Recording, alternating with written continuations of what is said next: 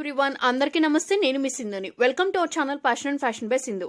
ఇవాంటి వీడియోలో ఎంతో హెల్దీగా మరెంతో టేస్టీగా ఉండేటువంటి రైస్ సేమియా అలాగే కొన్ని అసార్టెడ్ వెజిటబుల్స్ యూస్ చేసి ఒక చక్కటి స్టిర్ ఫ్రై రెసిపీ మీకు చూపిస్తున్నానండి. రెసిపీ ప్రిపరేషన్ కోసం స్టవ్ మీద ఒక కడాయి పెట్టుకున్నాను. అందులోకి 2 టేబుల్ స్పూన్స్ ఆయిల్ వేసాను. ఆయిల్ హీట్ అయిన తర్వాత ఇందులోకి 2 టేబుల్ స్పూన్స్ వరకు వేరుశనగ గుళ్ళు అనేవి వేసుకున్నాను. అలాగే ఒక 2 టేబుల్ స్పూన్స్ జీడిపప్పును కూడా వేసుకున్నాను. మీరు కావాలి అనుకుంటే మొత్తం జీడిపప్పు వేసుకోవచ్చు, లేదా మొత్తం వేరుశనగ గుళ్ళు కూడా వేసుకోవచ్చు. సో ఈ జీడిపప్పు వేరుశనగ గుళ్ళు రెండింటిని కూడా కేవలం లో హీట్లోనే లైట్గా కలర్ అనేది మారేంత వరకు ఫ్రైయింగ్ అనేది చేసుకోండి. వన్స్ ఇవి ఫ్రై అయిపోయిన తర్వాత ఇందులోకి జీలకర్ర ఆవాలు ఈచ్ 1 టీ స్పూన్ చొప్పున వేసుకుని, శనగపప్పు మినపప్పు ఈచ్ 1 టీ స్పూన్ చొప్పున వేసుకుని పోపుని కేవలం లో హీట్లోనే బాగా ఫ్రైయింగ్ అనేది చేసుకోండి. ఈ స్టిర్ ఫ్రై రెసిపీలో మనకి పోపు ఎంత బాగా ఫ్రై అయితే తినేటప్పుడు అక్కడక్కడ పలుకులుగా తగులుతూ టేస్ట్ అనేది అంత బాగుంటుంది. సో ఖచ్చితంగా లో హీట్లోనే ఫ్రైయింగ్ అనేది చేసుకోండి. ఇవి ఫ్రై అవుతున్నప్పుడే ఒక 1 టీ స్పూన్ వరకు సన్నగా కట్ చేసి పెట్టుకున్నటువంటి అల్లం ముక్కలు, 3 పచ్చిమిర్చిని ఇలా పొడుగ్గా కట్ చేసుకున్న ముక్కలు వేసుకుని, ఒక మీడియం సైజ్ ఉల్లిపాయని రఫ్గా పీసెస్ లాగా కట్ చేసుకున్నది కూడా వేసుకుని, ఆనియన్స్ లైట్గా ట్రాన్స్పరెంట్ అయ్యే వరకు కుక్ చేసుకోండి. వన్స్ ఆనియన్స్ లైట్గా కుక్ అయిన తర్వాత ఇందులోకి ఒక మీడియం సైజ్ క్యారెట్ని పైన చెక్కు మొత్తం తీసేసి ఇలా చిన్నగా 1 ఇంచ్ సైజ్ పీసెస్ లాగా కట్ చేసుకున్నది వేసుకున్నాను.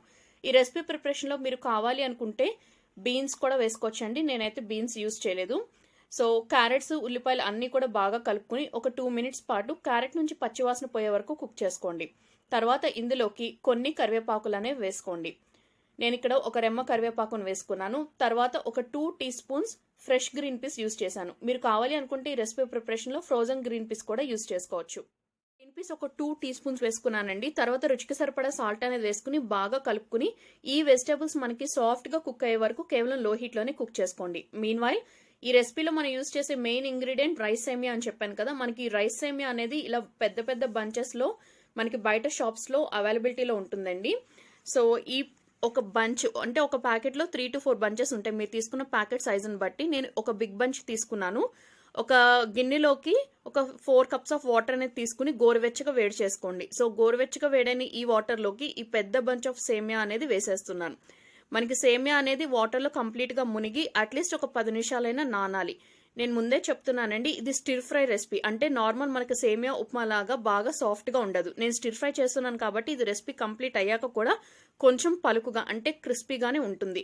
మీరు సాఫ్ట్గా ఉండే సేమియా కుక్ చేయాలి అనుకుంటే స్టవ్ మీద గిన్నె పెట్టుకుని అందులోకి వాటర్ బాయిలింగ్ వచ్చే వరకు బాయిల్ చేసుకున్న తర్వాత సేమియాని అందులోకి వేసేసి ఒక 5 to 10 మినిట్స్ పాటు లో హీట్లో కుక్ చేసుకుంటే నార్మల్ మనకి వర్మిసెల్లి బ్యాంబోయిన్ ఇవి ఎలా ఉంటాయో సాఫ్ట్గా ఆ టెక్స్చర్లో ఉండే రెసిపీ రెడీ అవుతుంది. ఈ మెథడ్లో రెడీ చేసుకుంటే మీకు ఏంటంటే కొంచెం స్టిర్గా అంటే పలుకులుగా గట్టిగా ఉంటుంది అనమాట. సో అంటే సెమీ సాఫ్ట్ ఉంటుంది. మరీ గట్టిగా ఉండదు, మరీ సాఫ్ట్గా ఉండదు, సెమీ సాఫ్ట్గా ఉంటుంది.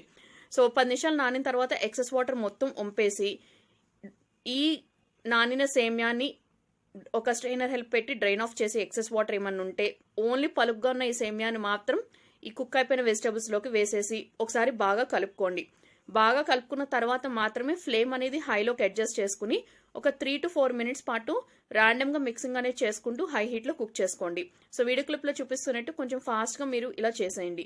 మీరు ఇది ఇంత పెద్దగా వద్దు, నూడిల్స్ లాగా చిన్నగా ముక్కలుగా కావాలి అనుకుంటే మీరు వాటర్లోకి నానపెట్టడానికి ముందే మీరు చిన్న పీసెస్ లాగా బ్రేక్ చేసి అలా కూడా వేసుకోవచ్చు. బట్ ఇలా ఉంటే టెక్స్చర్ అనేది బాగుంటుందన్న ఉద్దేశంతో నేను ఆ బంచ్ని జస్ట్ అలా ఉంచేసానండి. 3 to 4 మినిట్స్ ఇలా కుక్ అయిపోయిన తర్వాత ఫ్లేమ్ అనేది లోకి అడ్జస్ట్ చేసుకుని మరొక 2 నిమిషాల పాటు కుక్ చేసుకోండి. సో ఇలా కుక్ అయిపోయిన దీన్ని ఒక సర్వింగ్ ప్లేట్లోకి డిష్ అవుట్ చేసుకుని వేడివేడిగా ఉన్నప్పుడు సర్వ్ చేయండి.